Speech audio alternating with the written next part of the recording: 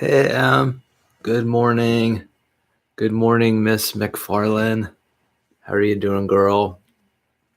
So today is the 12th of December, 2018, and it looks like this is, there we go. Just getting set up here. Um, whew, wow.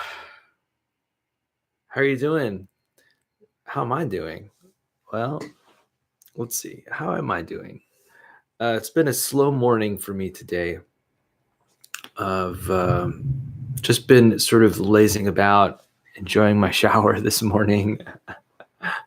I just kind of sometimes I just kind of stand there for for like 5-10 minutes, just enjoying the warm water.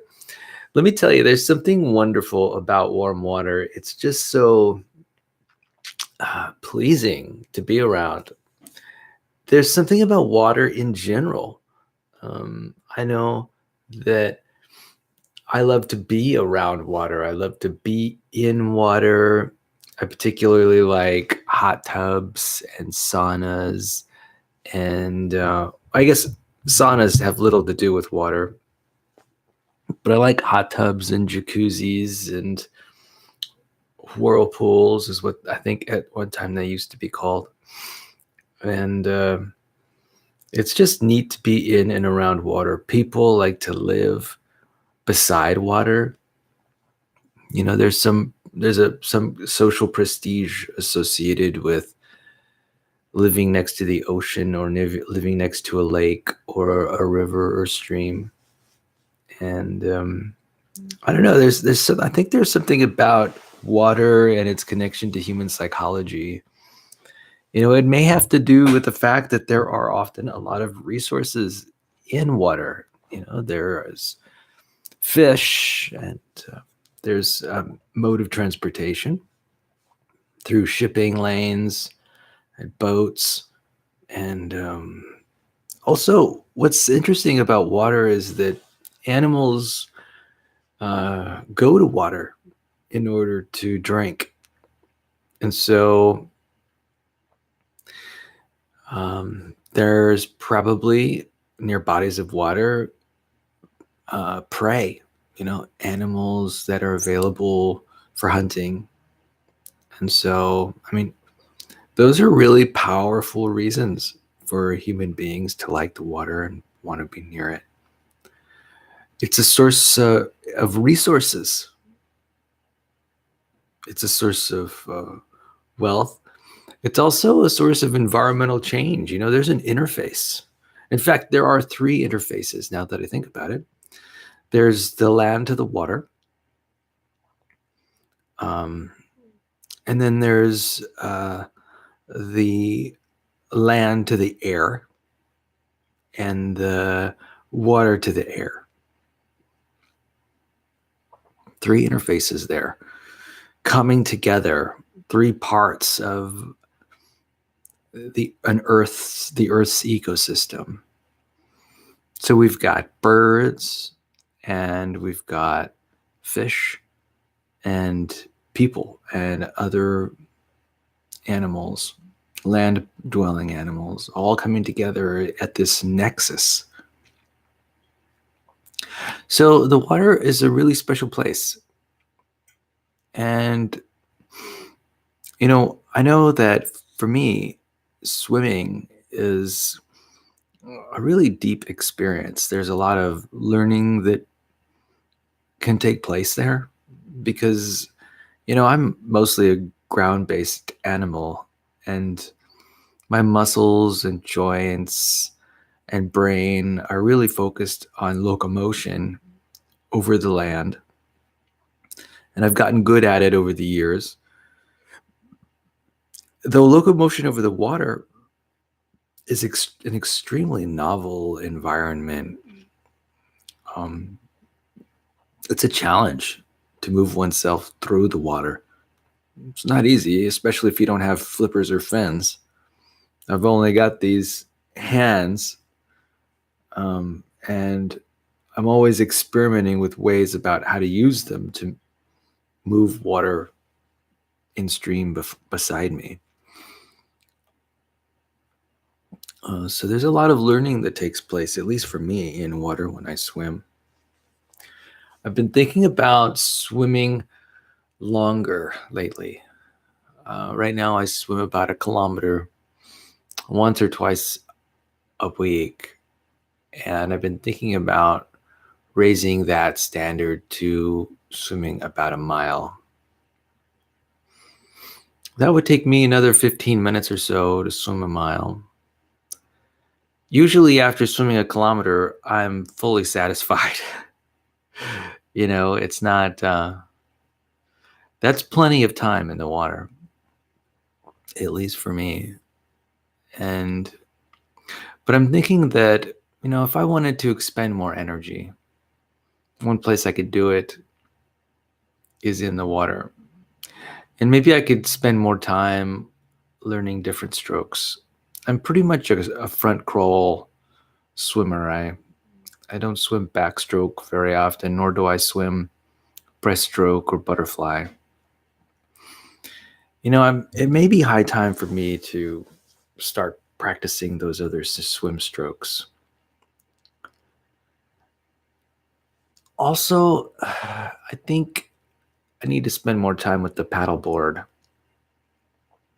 The paddleboard is that board that is sort of shaped like like a U, and you grab hold of the front and it floats the front of your body, and you provide propulsion using your feet as you go back and forth with your feet, move yourself forward. I think I need to do that a little bit more. One thing I'm not very confident of is the propulsion that I get from my feet while I'm swimming. Yeah, I need more practice with that. So I guess what I'm saying in a nutshell is that I probably would do well to spend more time swimming and developing my skills in that arena. Mm-hmm. So something funny happened. Yesterday I purchased a joke book from Amazon, and I think the book should be in the mail in the next couple of days, and I can pick it up. And I was thinking maybe I could tell a joke here and there from a joke book. I think that might be fun. I actually have a history of buying joke books, a lengthy history. I've bought joke books for years. I don't think currently I own a joke book today. I have a tendency to read the jokes and then set the book aside. Maybe I'll give it away to Goodwill, or maybe I'll donate the book to the library. For some reason, I don't keep them around. And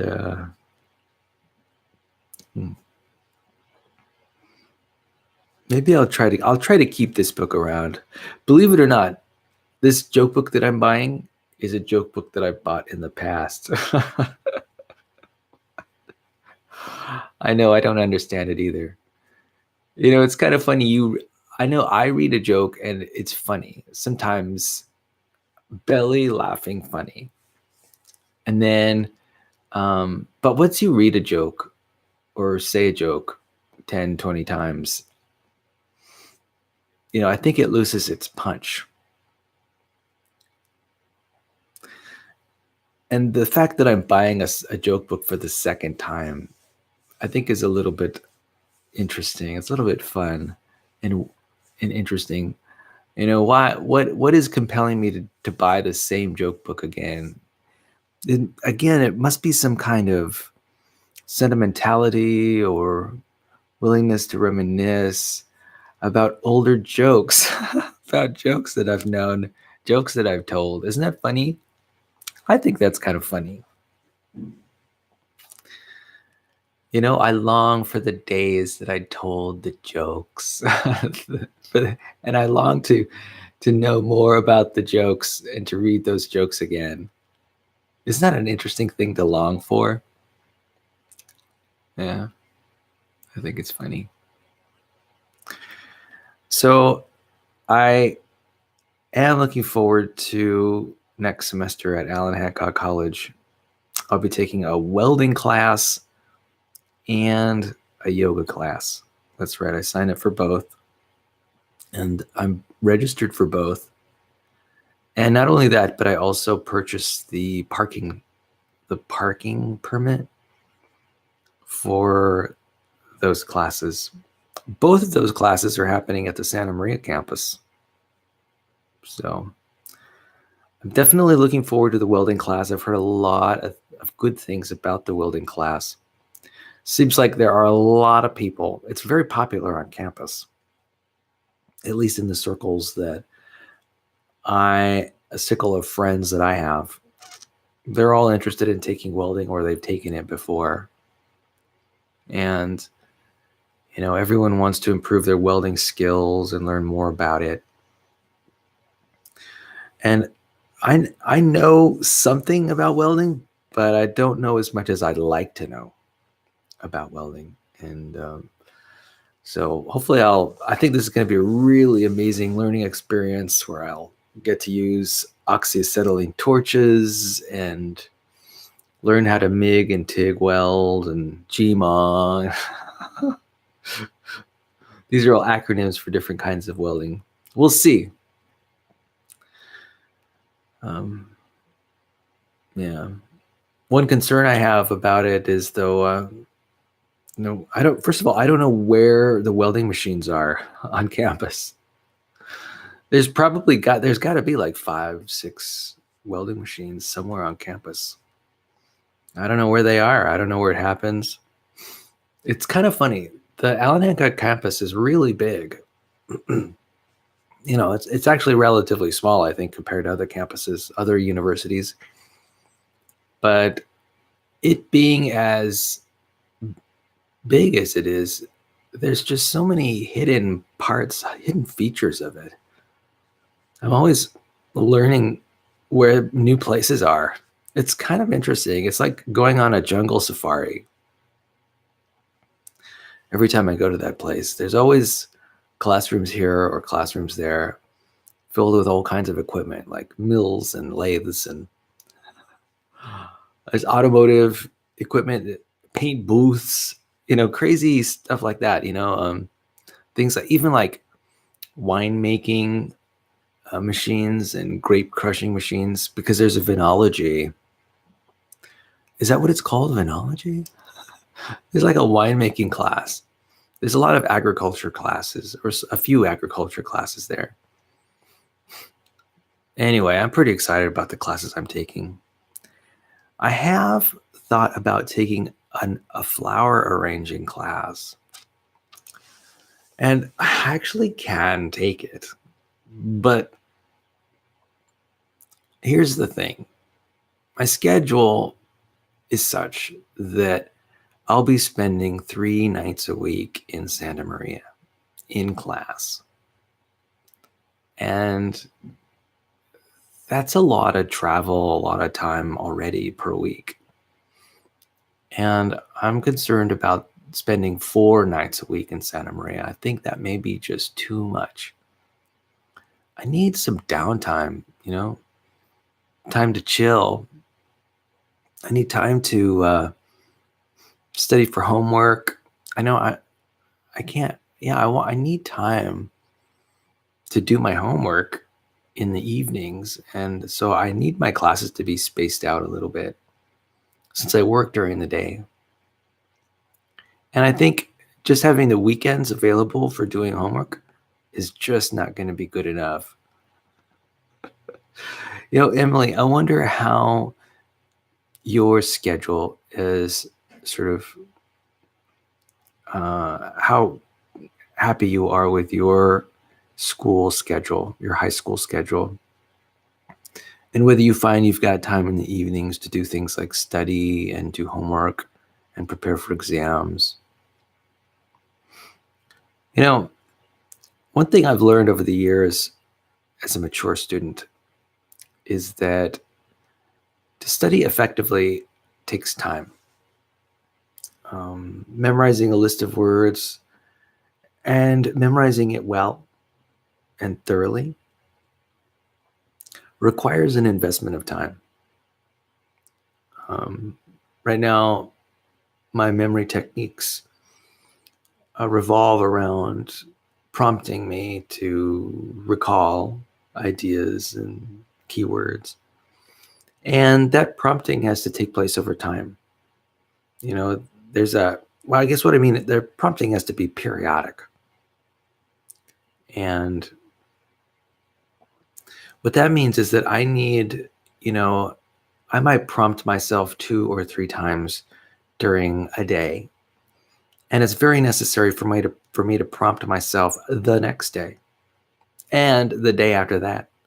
I mean, ideally, I would be studying and asking and prompting myself to recall maybe 3 times a day for 3 days, so that I get a total of 9 times when I'm prompting my memory. And at the same time I'm prompting, I'm checking what keywords I've memorized well and which ones I haven't, and then making corrections, devoting more time to those keywords that I have a hard time recalling. This whole process takes time. It's not something, this whole idea of cramming, it's ineffective. I would prefer to have at least 3 days. It takes time to develop the flashcards or to develop the sets of questions that allow me to do the prompting. Yeah. So let's see, what's interesting in my life lately? Well, you know what? I plan to go to Universal Studios this weekend. In fact, I think I'm going to buy the ticket to the amusement park today. So I'm excited about that. I'm definitely excited about seeing the Harry Potter, what would I call it? The Harry Potter presentation, the Harry Potter artwork, the Harry Potter event, the Harry Potter area. Well, I'm just going to call it the Harry Potter Wizarding World themed park, part of the park. So that's pretty neat. And by the way, I'm on my last 2 CDs of The Prisoner of Azkaban now. And it is getting really amazing. That story, there's a point now where where the story is really taking a turn. And man, I sure hope to finish up this audiobook soon, because I think it's due tomorrow or the day after tomorrow at the library. So I definitely want to finish it up maybe today or tomorrow. We'll try. I'll give it a shot. I took my car to the repair shop yesterday. I had to get a spare tire hoist replaced. Let me tell you, maintaining vehicles is expensive. So much money. I'm really looking forward to when autonomous vehicles take over the landscape.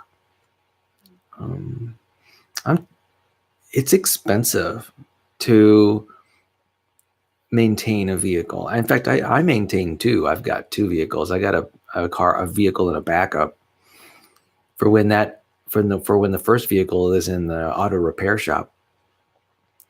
I need a way to get to work. I'm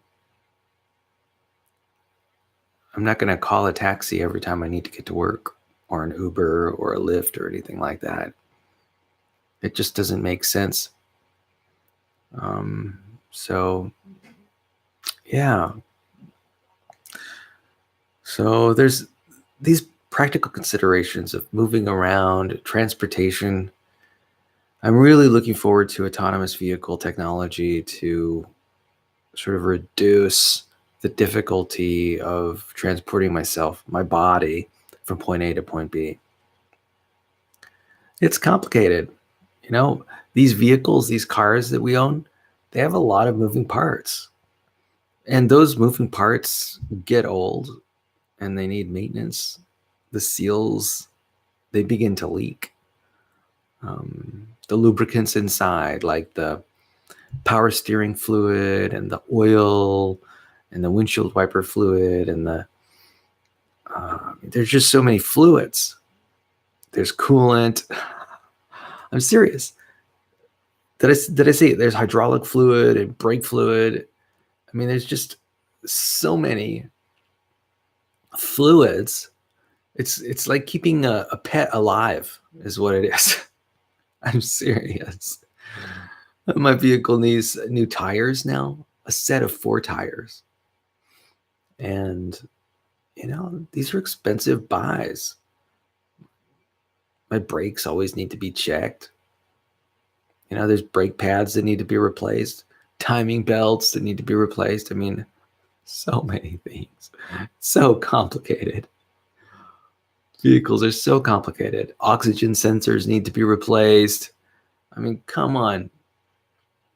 EGR valves need to be replaced. I know that I'm probably speaking Greek to you, but these are common items that need to be replaced. Air filters need to be replaced. Of course, oil filters need to be replaced. Everything down to the wiper blades. They grow old and need to be replaced. It's like so many things. It's constant, man. It's constant. And then to maintain 2 vehicles, it's funny. We human beings are funny. Of course, vehicles are a great resource for us. And for me, I love traveling around and going places. It's worth it, of course. But I do look forward to a time in the future when it's sort of less of a problem, when I can sort of offload that responsibility for taking care of my vehicle onto Google's Waymo company. Definitely looking forward to that, where I will offload, all of my transportation needs onto a company, and it'll be their responsibility to insure the vehicle, to maintain the vehicle, to get it properly fueled, so make sure that the GPS maps are up to date. I'm serious. Make sure that they stay up to date with all the driving rules, right? As they change, sure. And that'll be a significant load off my shoulders. And particularly also just the need to drive, the sheer dullness of driving everywhere, and the sheer terror of near misses as you're driving down the road, watching these people, rush by you and nearly miss you. Oh my goodness. Anyway, I can't wait to give that all up. And in exchange, what I'll probably do is just read Harry Potter books while I'm driving from point A to point B in my Waymo, on my Waymo ride. Yeah.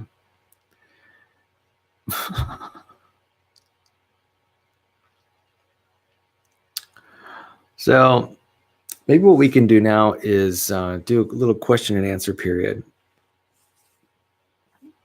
So I've got a Kindle here.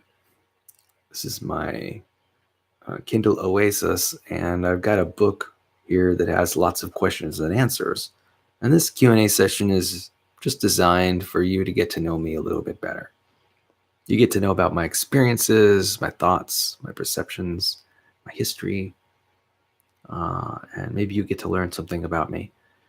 Maybe these are questions that you might have asked yourself if you had the chance. And so this is a good learning opportunity for you. It's also a good learning opportunity for me part of my self-development is, prompting myself with these questions. And, I'm curious to know what my answers are. I'm just as curious as you are. Okay. Question number 42. When's the last time you square danced or line danced? Rate your dancing ability on a scale from 1 to 10. Okay. So the last time I square danced, real legit square dancing, must have been 15 to 18 years ago. Legit square dancing.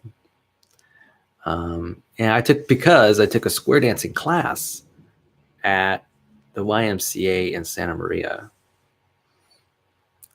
That was a long time ago. I think it was the Kings, Kings. That's their last name. I think they were. They didn't have a dance studio at the time. They do have one now. There's a dance studio in Santa Maria called the Kings Dance Studio that I used to go to. But prior to that, they didn't have one, and they had like square dancing and dance lessons at the local YMCA in one of the gyms. So that was the last time I went square dancing. I'm guessing about 18 years ago. So that's a long time. Now, I've been line dancing, I think, sooner than that. Maybe shortly after that, I did some line dancing. Where is the question? Where did I do some line dancing?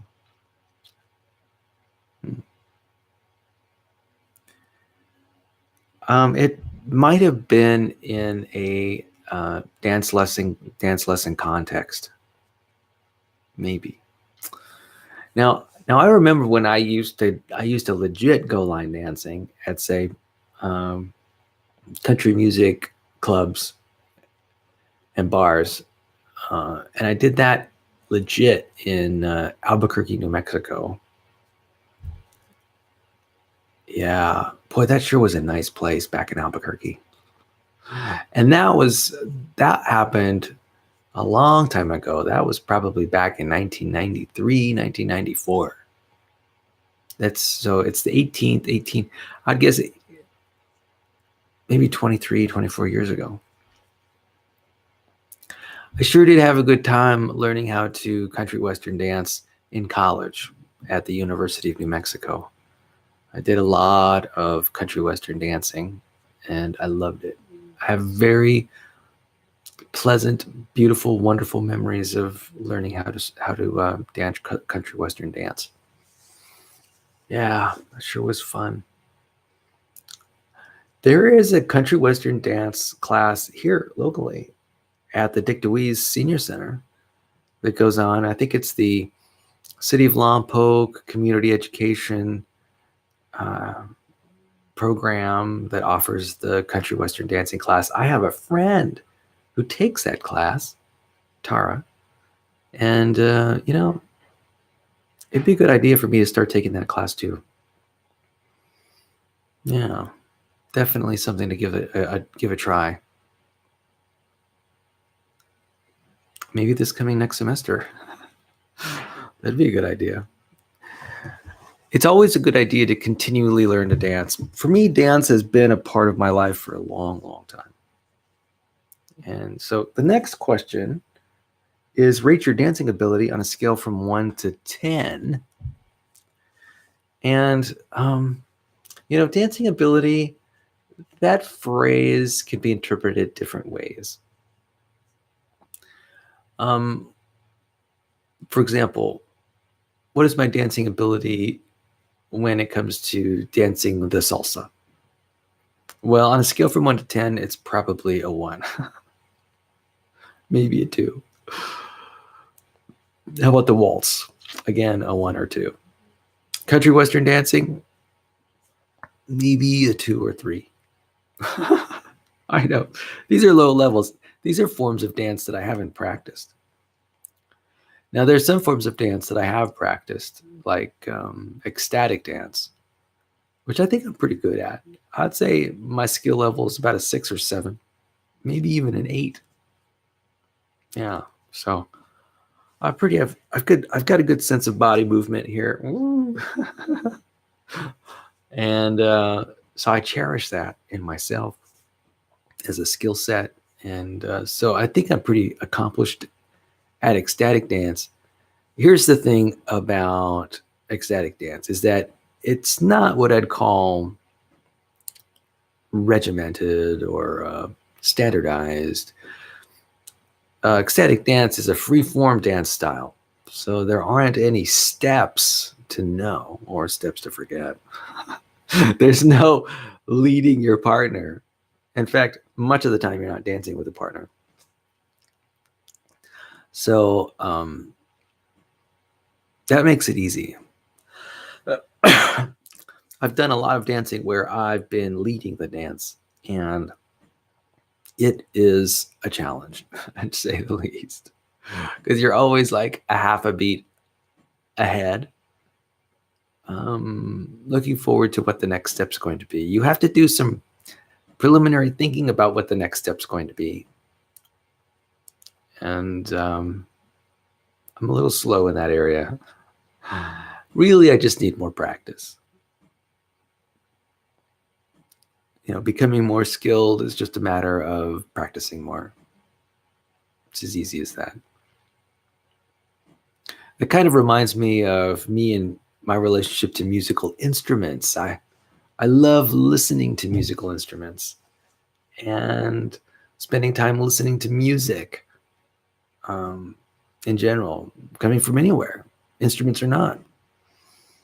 But it takes practice to learn how to use a musical instrument.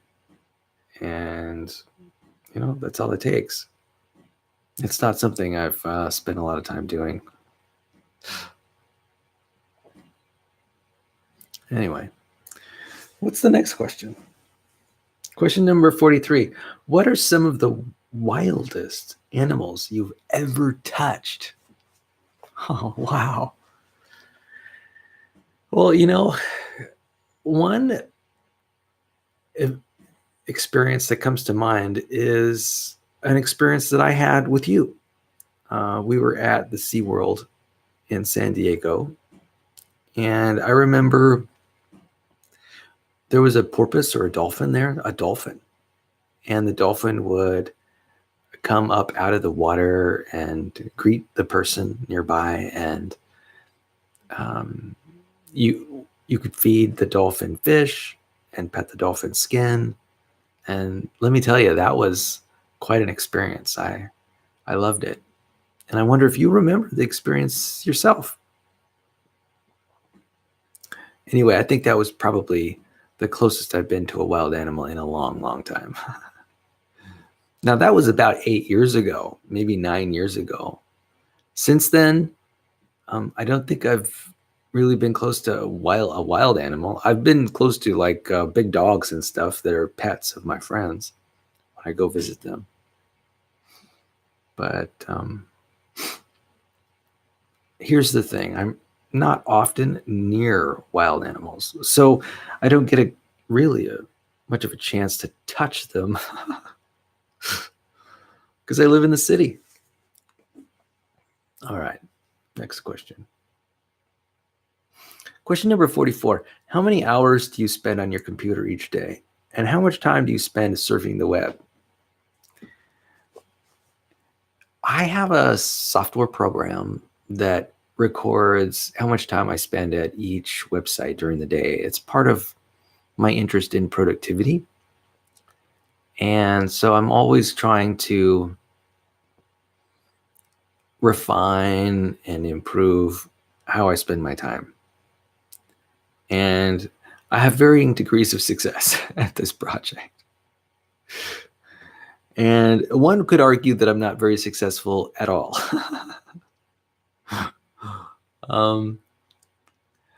So I do know precisely how many hours I spend online. Now, that number doesn't happen to come to mind right now, but it's probably a good 3 or 4 hours a day. I wouldn't be surprised. Despite the fact that I try really hard to be productive. It just turns out that a lot of planning happens on the laptop computer. A lot of entertainment happens on the laptop computer too, but there's also a lot of productivity that happens on the laptop computer. And now the question was, how much time do I spend surfing the web every day? Well, it turns out that one of my favorite websites I've learned from this computer tracking program, what I've learned is that one of my favorite websites is YouTube. That is not surprising, I think. I think human beings are captivated by images dancing across the screen. And I mean, that's part of the reason we love TV so much. And it's true, I don't actually own a television set. And I haven't owned one for almost a decade. And I don't own a subscription or have a subscription to Netflix or Hulu or any of those streaming services. Now, I do have a subscription to Amazon Prime. And that's good enough. Turns out I don't do a lot of streaming from Amazon.com. Most of my streaming happens through YouTube. There's just something about YouTube that I enjoy. I like the fact that the content providers are more relatable to me, right? They're people who I can reach out and talk to if I wanted to. I could phone them or text them or email them or make comments on their YouTube videos. They're available. They've got Instagram accounts, right? And they post on Pinterest and Reddit. So they're available to me. The content providers like Warner Brothers, CBS, ABC, NBC, Fox News, they are so separate from me and what I do. They're in Hollywood or New York or Washington, D.C., or in other countries all over the world. And, they act through professional marketers and, professional people who know what they're doing to get the work done, make it look beautiful. I have a more difficult time relating to the content that they produce too. It's not as authentic to some extent as some of these other content providers. And, I really appreciate the authenticity that comes forward in these video programs for these content providers. They're more human to me. They're more relatable. I understand where they're coming from. I understand their foibles. They're not picture perfect. And, I appreciate those rough edges to some extent. Yeah, so when I do streaming, I pretty much stream YouTube content providers. I've got a few favorites. For example, Ruby Granger is one of my favorites right now. She's productivity, studying. She's all about the desk life. She does a lot of videos where she's literally just showing herself studying for exams. She's in college now. And I like that because for a lot of reasons. By the way, she's a big Harry Potter fan too. She's a Potterhead, just like me. And also, she also enjoys school and loves learning. And her interests, though, are like comparative religion and philosophy, which somewhat relate to my interests as well. So, we share a lot of common interests. She is a video blogger that lives out in the UK, in England. And I don't know, I just appreciate her content. She has an excellent ability to speak, and I really like how she's widening out now. She's marketing herself as a lifestyle guru, and I love that. I think that's charming, and I appreciate that. I have. It turns out that a lot of the video content providers that I follow on YouTube, that I subscribe to, have to do with personal development, self growth, productivity, studying, weightlifting. Turns out I watch a lot of content about weightlifting and how to improve. Um, Definitely curious about vegan weightlifters and how they get strong and bulk up and slim down and what their workouts are like. Definitely that is something of interest to me. So, those are the two main areas that I spend my time surfing the web, surfing YouTube, watching. Yeah. I don't have a television set. There are a lot of reasons why I don't have TV. First of all, one aspect of television that I don't care for is how you sort of get trapped into watching longer than you want to watch. For example, the advertisements, right? The ads, they show up like you're really into this program, right?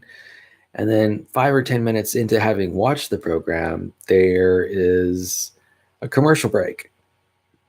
And this commercial break continues for a good 5 or 10 minutes. It's like a 50-50 ratio of actual content to advertisement.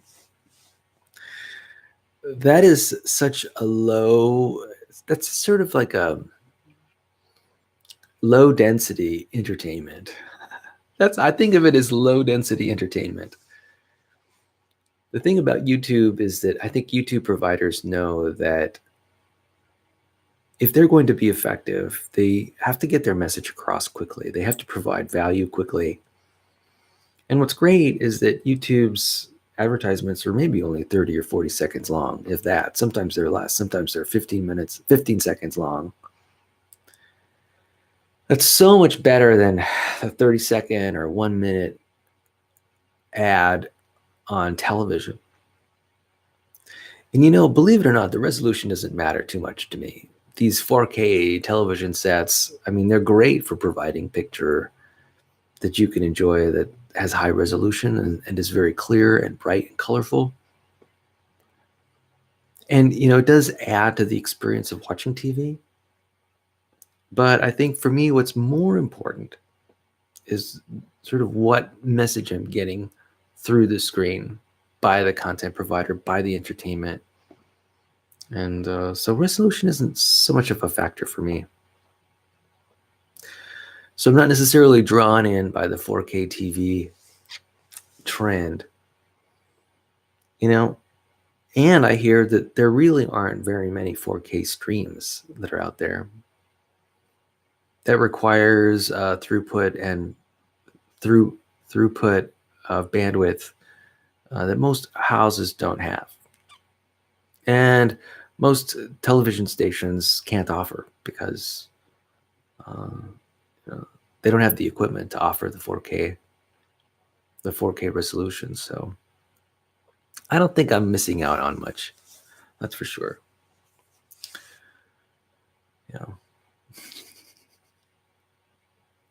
I'm just admiring how I look in my camera. I'm looking pretty good these days. I wonder what's going on. I've been working out more lately. I was talking briefly about me swimming longer for a longer duration, going from 1 kilometer once or twice a week to 1 mile.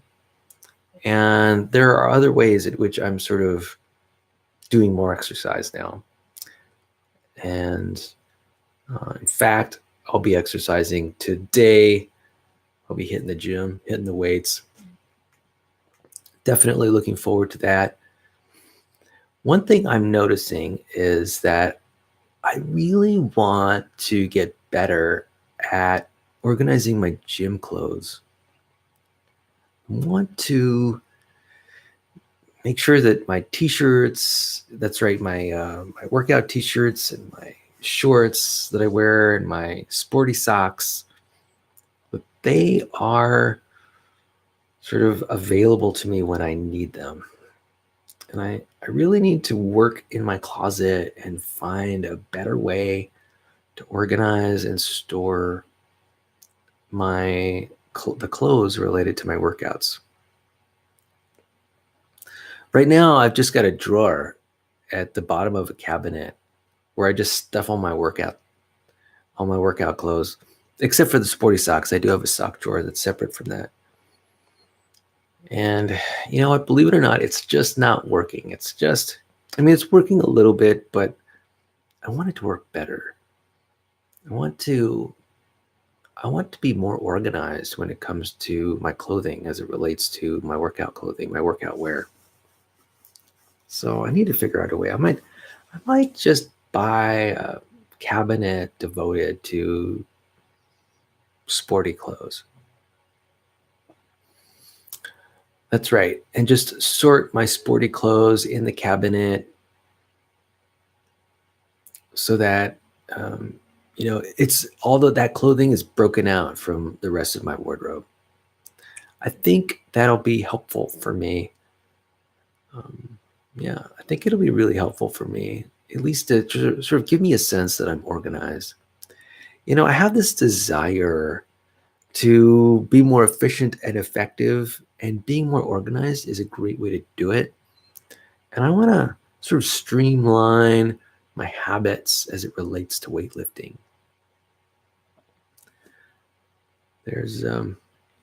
I think there's a lot of potential benefit out there. There's a lot of potential for me to, bring more energy to this enterprise of exercising. I'm also realizing that not only do I want to exercise every day, but I think I want to do cardio every day. Yeah, lately what I've been doing is I've been doing like either a weightlifting session or a cardio session. And I've been alternating between them, right? I do like weight and cardio, or weight cardio, or weight cardio. And I'm thinking, maybe I want to do cardio every day. So the days would be like weight cardio, and then maybe cardio. One thing I really like about about exercising, is the cardio. There's just something about cardio, which is just, I'm a natural. I'm a natural when it comes to exercising that way. And yeah, so that's fascinating to me.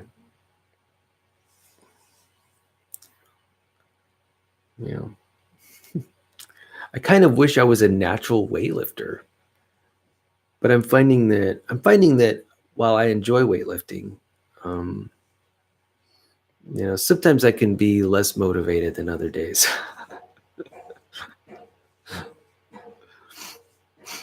I think what that means is I probably need to drink more water. In fact, that's an improvement I'm making these days too. I have been focusing on drinking less Crystal Light lately. And so for a while, I was replacing Crystal Light with herbal tea.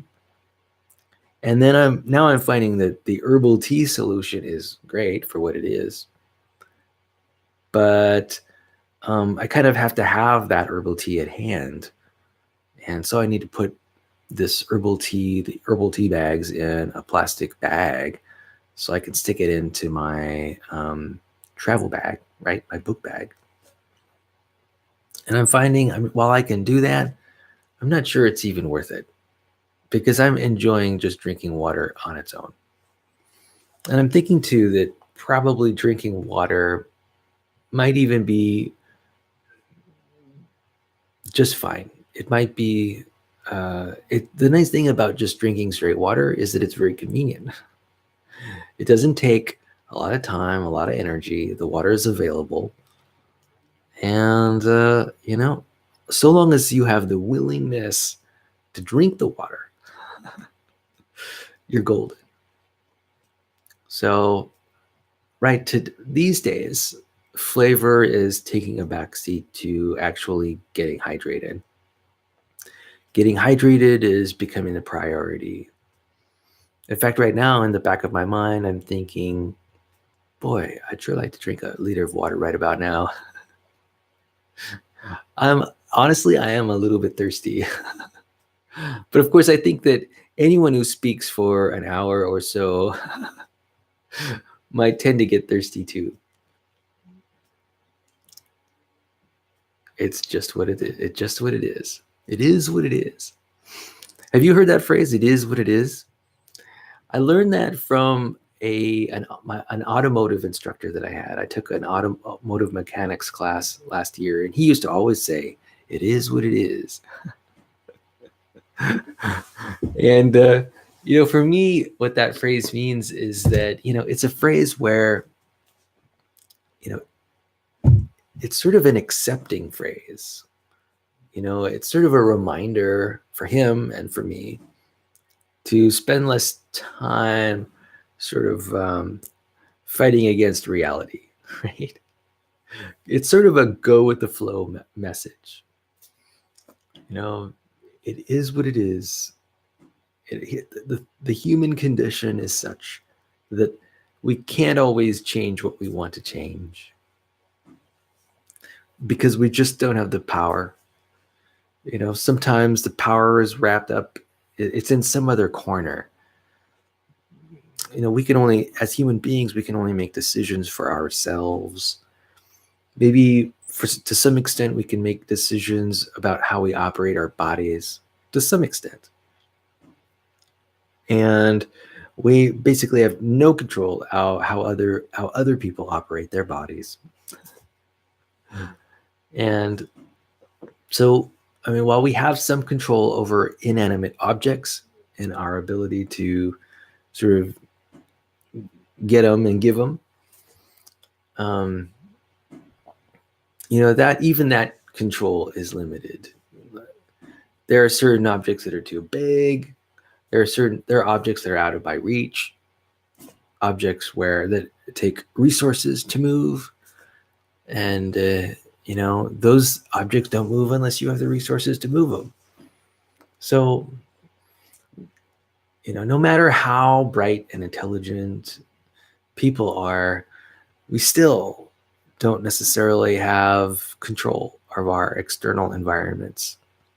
Our external environment control is very limited. So phrases like "it is what it is" and "let it be," and phrases like, well, those phrases, there's a lot of acceptance in phrases like that. And I think it's a fairly virtuous message. In fact, it's a very virtuous message. It's a reminder that we don't have a lot of control over external events. And it's also a reminder about how, as human beings, we have the ability to see through different perspectives, and we have the ability to to have attitudes and to nurture attitudes that are important to us. It's this attitude of gratitude, right? A lot of this, how I feel about the world, if anything's under our control, it's that. It are these internal choices that we make about how we view things, about whether these external events meet or don't meet our needs. These inner evaluations, inner subjective evaluations, are really the meat and potatoes are really essential to how people view their lives, right? These inner choices are critical. They really are critical. I've been thinking about this lately, in fact.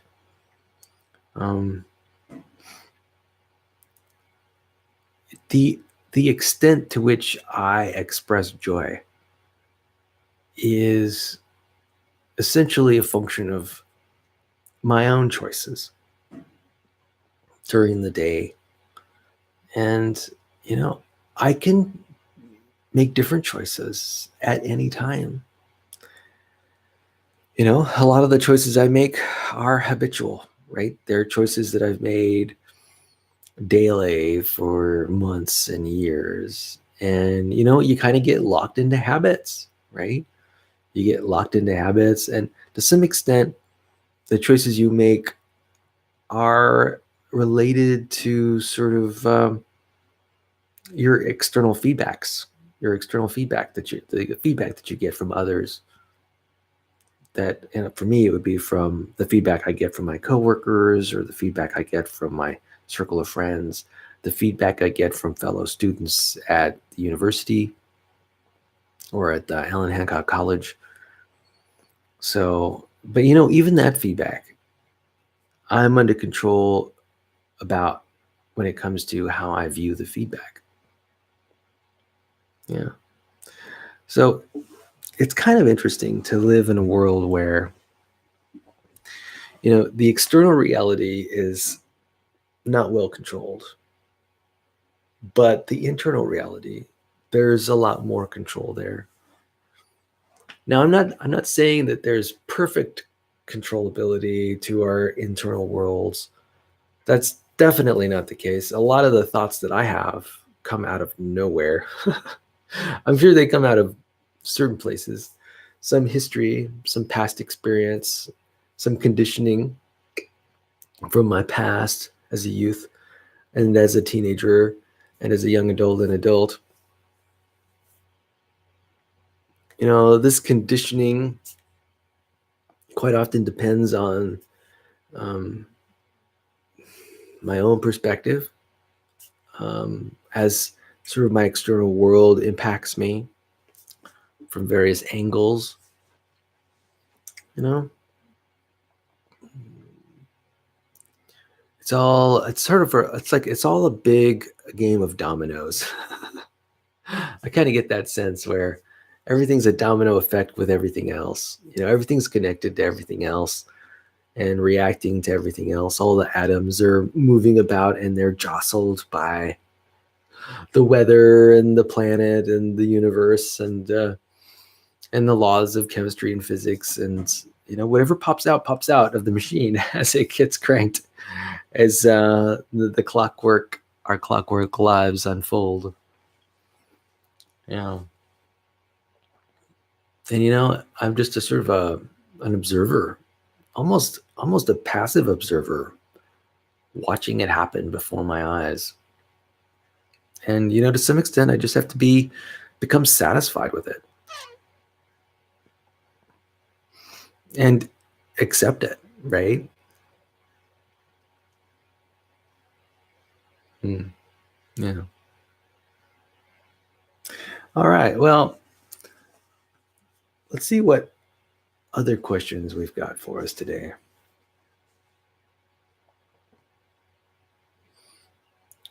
What makes you tick? Question number 45. Okay. What makes me tick? Well, I think what that question is asking is, what values do I hold most strongly? Yeah. Well, one value that comes to mind almost immediately is energy. Energy is a value of mine. Certainly, particularly right now, I talked momentarily, just briefly about in the past, just recently, about how I'm interested in weightlifting more. And not only my goal is to weightlift every day or nearly every day, but just exercise every day and do cardio every day also. So that's an aspect of my focus on energy, being energized and energetic and being willing to take action. That is something that's been on my mind. And that's something right now is what is making me tick. There's also another aspect, also another thing that makes me tick. And I would call it this sense of openness and this desire for freedom. And this is a significant part of what makes me tick, and helps me have the creative drive to move forward. And that is just openness as things unfold, sort of an interest in authenticity, and not necessarily truth, but sort of like a focus on just sort of multiple perspectives. I think that my mind is very strong when it comes to an analytical capability. And, you know, this all relates. Uh, this, an analytical ability can't thrive in an environment where there's a lot of constraint. An analytical capability is one by definition that allows for different perspectives and different points of view. And, that requires freedom as an overarching context, truly an openness to accept a wide variety of life's many facets, right? An openness to having a multi-theoretical approach to your analysis. And so, again, this is something that's very important to me, something that makes me tick. It's that analytical, multi-theoretical approach, that openness to freedom and ideas. That's something that makes me tick. So we talked about energy, and now we're talking about openness and freedom. So I think if anything makes me tick, it's those things. Openness and freedom also allows for lots of creativity. I think energy, creativity, and openness, and also connection. Although, interestingly enough, of those three things that make me tick, I am noticing a recent de-emphasis on connection. Why is that? I'm not sure. I'm not sure why that's happening. But I would think that that is what makes Miguel tick. What makes me tick is, I'll go through it again one more time. This analytical ability that I have. It's energy, openness, and connection. Energy, openness, and connection. So that is what makes me tick.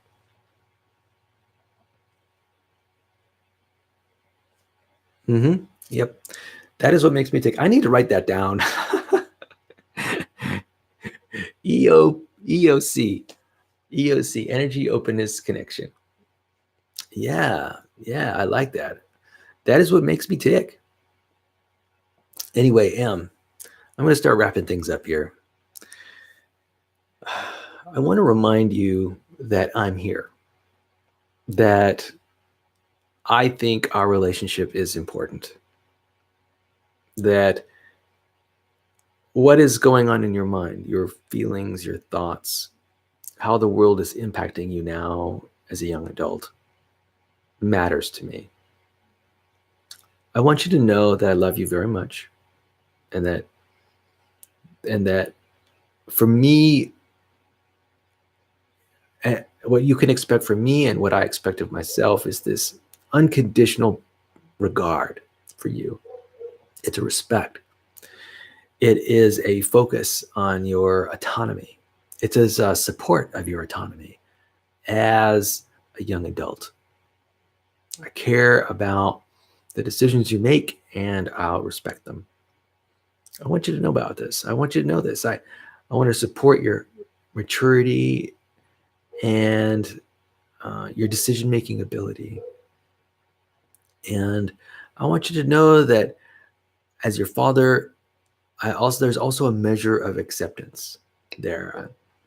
For you, I recognize that you are your own person, and that I also don't want you to feel constrained by my presence. I want you to be you. I want you to express who you are. And I want you to know that I'll love you no matter what. That is a commitment that I've made to yourself, to you, I'm making to you, and I've made to myself to do.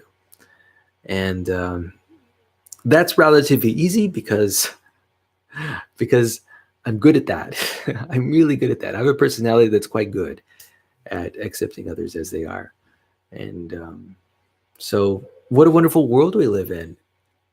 How more perfect could life be? I know. I share the same view. Anyway, Emily, I hope you have a wonderful day today, and I'll check you later. All right? I love you, girl. Bye bye.